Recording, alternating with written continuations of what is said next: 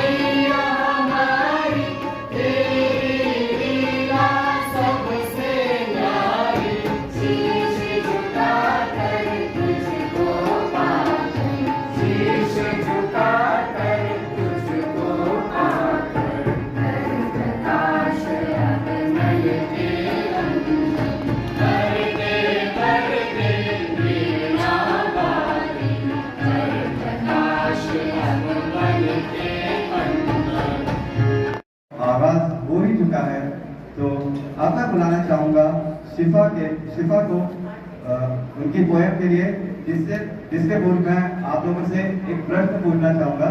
जैसा कि आप सब लोग जानते हैं कि 2 अक्टूबर को गांधी जयंती है, तो मेरा क्वेश्चन ये है कि गांधी जी की आत्मकथा का क्या नाम था? ये इंग्लिश में आप लोगों को नाम बताना है इस परफॉर्मेंस के बाद।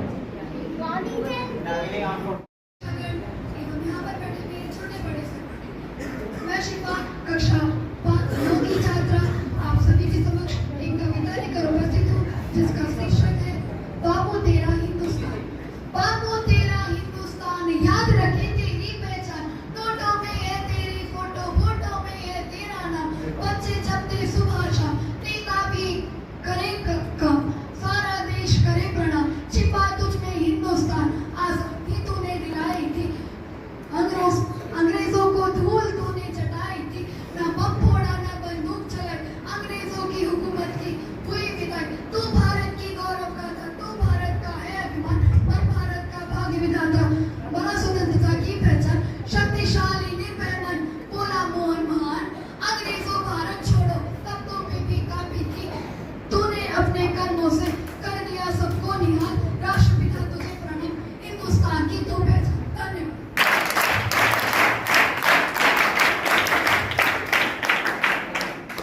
फरारी को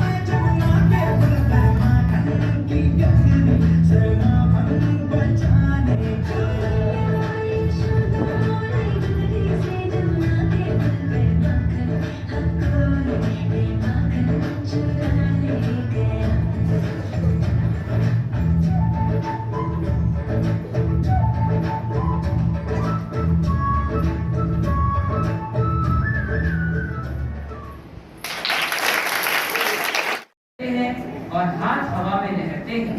उनकी मासूमियत से वहाँ सबके दिल चिपकते हैं। I see them everywhere. I love circles and rectangles, triangles and squares. Circles! When I go walking, I see circles everywhere I go. A circle is round like a steering wheel. It's shaped just like an O. Like a big bright sun and a cinnamon bun. And the wheels on a bicycle round and round they go. Like a big balloon, like the big full moon. How many kinds of circles do you know? Squares! I see squares when we go to town. They're everywhere we turn. They have 4 sides of the very same link. Let's see what we can learn. Like a pizza box and my toy blocks. Equal sides of 1, 2, 3, and 4.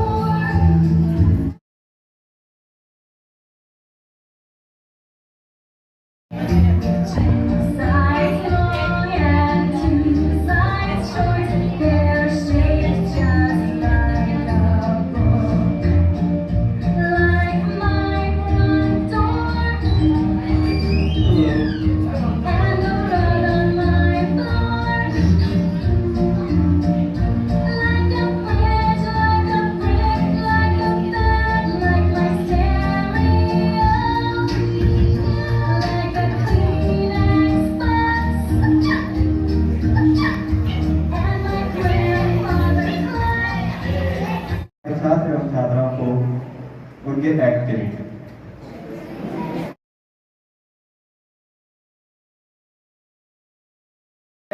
आदरणीय प्रधानाचार्य महोदय, पूजनीय शिक्षकगण और यहाँ पर उपस्थित सभी श्रोताओं, आज हम आपके समक्ष एक नाटक लेकर उपस्थित हुए हैं।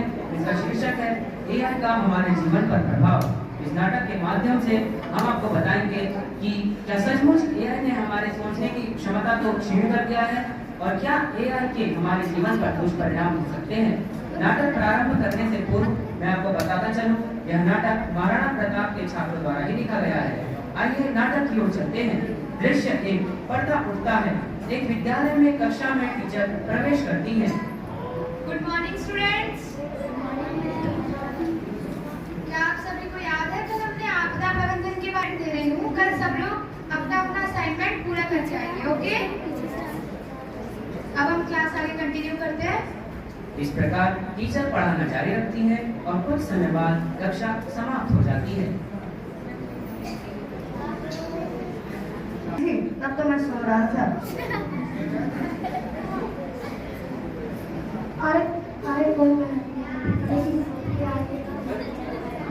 आई है ना, हम उससे बोल देंगे वो हमारा सुना देगा। ठीक है, मैं भी ऐसा ही करूँगा। अगले दिन क्लास में टीचर के आने से पहले कुछ विद्यार्थी आपस में कुछ बात कर रहे हैं। मेरा ऐसा मुझे तो 3 घंटे लगे।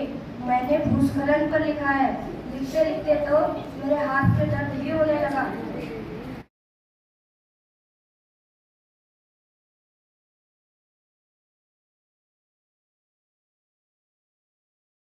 तुमको क्या कहे, तुम लोग पागल हो, बेकार में मेहनत की, हमारा असाइनमेंट तो 2 मिनट का करके था।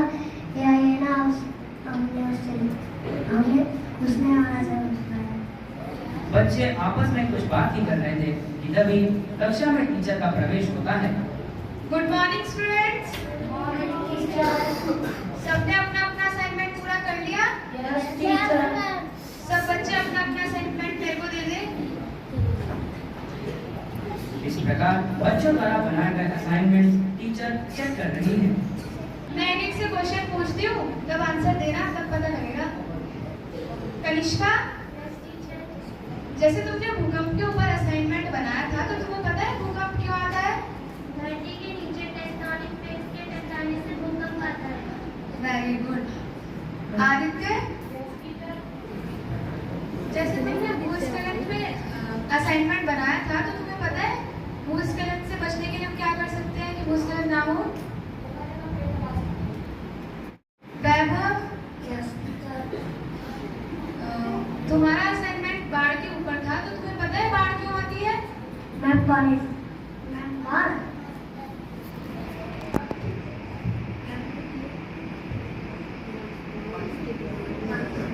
जब तुम्हें पता ही नहीं तो तुमने असाइनमेंट कैसे पूरा कर लिया? मतलब तुमने खुद से नहीं लिखा? कुशाल? Yes teacher. अच्छा, तुम्हारा असाइनमेंट बनाने के ऊपर था, तो तुम्हें बताओ वरना आप कैसे लगती है? हम असाइनमेंट से नहीं। बात करने की तमीज नहीं तुम्हें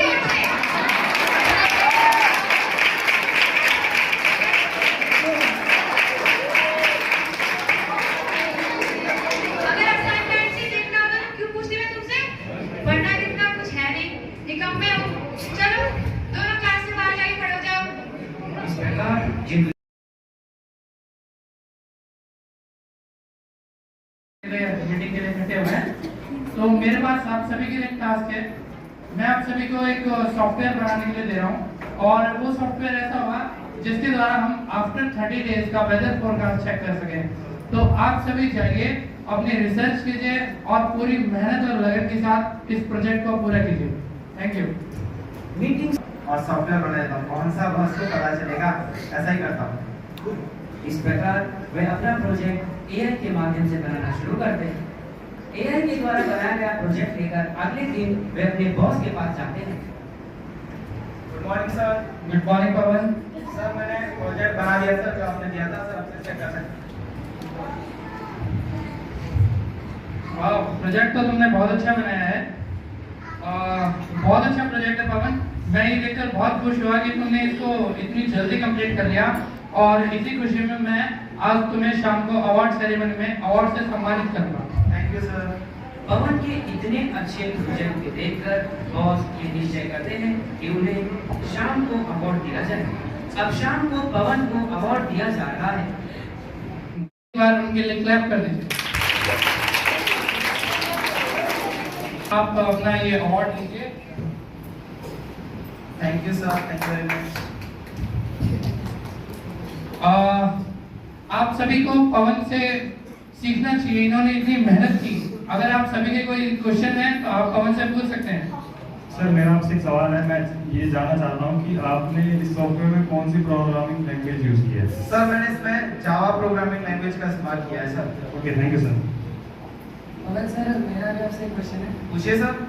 सर पहले तो आपको congratulation. Thank you sir.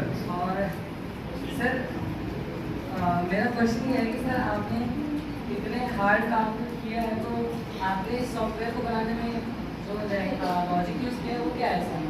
Logic sir आपने बहुत ही अच्छा ये प्रोजेक्ट बनाया है और मुझे इसका इंटरफेस बहुत ज़्यादा अच्छा लगा। तो सर मेरा ये क्वेश्चन है कि इसमें आपने कौन सा एल्गोरिथम यूज़ किया है? अरे एल्गोरिथम, ये क्या है पवन?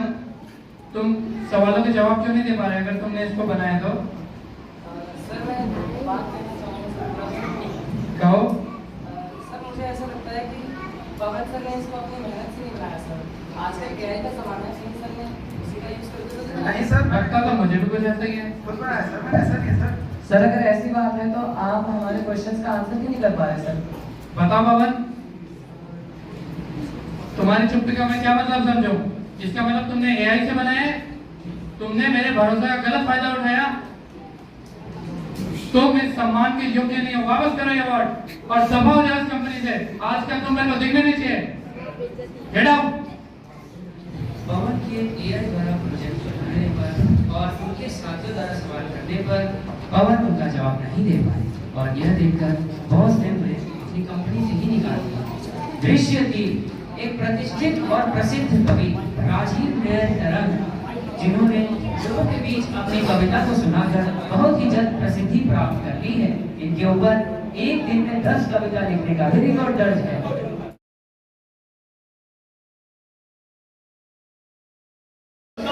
लिखता है ऐसे कविता, अब फेमस हो गया भाई। मैं तो ऐसे ऐसे कविताएं बनाता हूँ, सब सोच के दंग रह जाते हैं भाई। और इतना ही नहीं, अरे भयंकर, मैं तो क्या ही बताऊँ भाई। और कविताएं लिखवाता हूँ, कोई जान भी नहीं पाता है, वरना जान पाएगा कि भविष्य में। इतना बढ़िया यार मेरा। अरे लेकिन यार एक बात है, कल तो मुझे कभी सम्मेलन में जाना है, तो ऐसा करता हूँ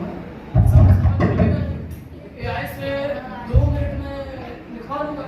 लेकिन वो तो खाने के बाद ये काम करता हूँ, खाने के बाद अच्छा रहेगा। 2 मिनट लगेगा प्रॉम्प्ट को देने में AI को, और मेरा काम तो बनेगा पट्टे का बट्टा है यार।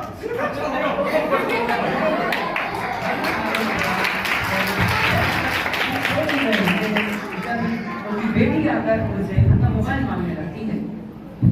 पापा मोबाइल दे दो। ये लो बेटा मोबाइल, और ले जाओ और कुछ देर बाद लेके दे देना मुझे, क्योंकि मुझे भी काम है ना बेटा। इस प्रकार कवि अपना मोबाइल अपनी बेटी को देते हैं। कुछ देर तक बेटी मोबाइल में क्या बताऊं यार, मैं परेशान हो गया हूं यार, दिमाग खराब हो गया मेरा। अभी तुम मेरा मोबाइल तोड़ दिया यार, मैं क्या करूं यार, मैं कविताएं कैसे लिखवाऊंगा यार इसे। और मेरे पास तो जो यार, मैं परेशान हो गया हूं, सच बता रहा हूं। 1-2 कविताएं छोड़ दी भाई, मैं तो क्या कर रहा हूं। नहीं, वैसे कल मुझे बोलना पड़ेगा यार।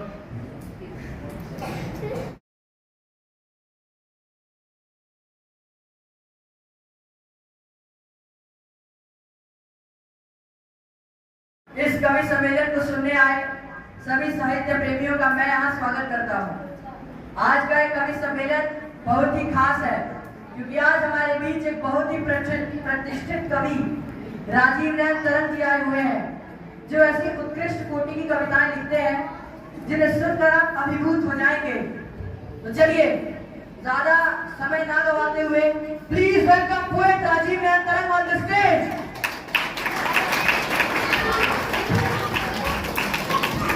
प्रबुद्ध श्रोताओं को राजीव नयन तरंग का सादर अभिनंदन, प्रणाम और अभिवादन। आज मैं जो कविता लेकर उपस्थित हूँ उसका शीर्षक है अब हो रहे कार्य सतत, मानव छू रहा आकाश को, सफल बना रहा प्रयास को। आज चमत्कृत है संसार, कृत कर रहा मानव दमदार, करता मानव कठिन प्रयत्न, रहस्य निकालता जड़ित रत्न, रहस्य निकालता जड़ित रत्न। वाह वाह वाह, एक और कविता। सर धन्यवाद, आपने कविता बहुत अच्छी गाई है और मैं आपका इसका आभारी हूँ। और आप ऐसे कवि सम्मेलन में आते रहे हमारे। सर आप एक और कविता गा दें सर, मैं विनती करना चाहता हूँ आपसे। सर एक कविता तो और नहीं गा पाया सर, किसी कारणवश। सर ऐसा कैसे हो सकता है, आप तो बड़े प्रसिद्ध कवि हैं। सर किसी कारणवश सर मैं नहीं गा पाया सर, क्षमा प्रार्थी हूँ सर। सर रत्न, अरे ये शब्द कहाँ से आ गया है? चलिए सर छोड़िए। चमत्कृत शब्द का उपयोग किया है, यहाँ उसका क्या अर्थ है? क्या चमत्कृत, अरे यार ये बंदा कहाँ फंस गया यार। अगर सर कवि सर आपने ये कविता खुद लिखी है तो आपको कविता के शब्दों के अर्थ पता ही होने चाहिए। मुझे तो ऐसा लगता है ये कविता खुद नहीं आपने लिखवाई है। ये क्या है कवि महोदय, आप अपनी लिखी हुई कविता के शब्दों का अर्थ क्यों नहीं बता पा रहे हैं? कहीं आपने ये कविता AI से तो नहीं लिखी? अरे AI से मैं नहीं लिखवाता सर, मैं अपना खुद ही लिखता हूँ सर, ऐसी कोई बात नहीं है। अरे वैसे भी अभी एआई का जमाना चल रहा है। अरे बहुत सारे लोग अपने सारे काम छोड़कर एआई पर निर्भर हो गए हैं और मुझे लगता है आप भी उन्हीं में से हैं। मुझे तो लगा था आप बहुत बड़े और अच्छे कवि हैं और आप तो एआई से कविता लिखवाकर लोगों को बेवकूफ बनाने का गंदा काम कर रहे हैं। कवि के नाम पे आप धब्बाए हो है। इस प्रकार आज राजीव ने सबके समक्ष आ गए तो देखा आपने किस प्रकार कवि की सोचने की क्षमता को एआई ने छेड़ कर दिया।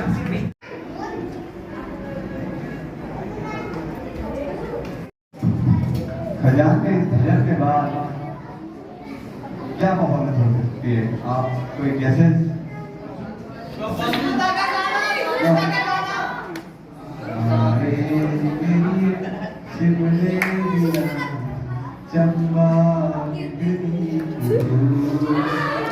तो मेरी आवाज में आप सबको शायद ये गाना अच्छा ना लगा हो, तो इसीलिए मैं संगीता को बुलाना चाहूंगा उनको।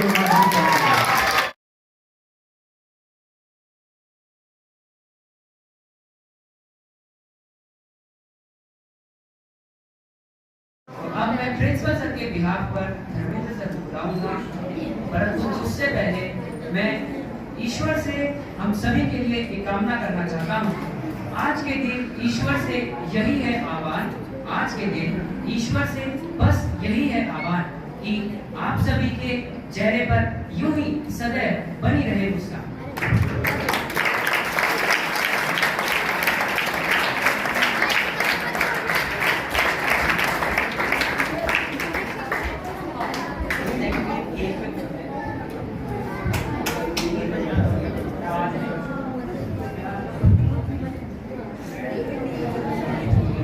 बच्चों जय हिंद।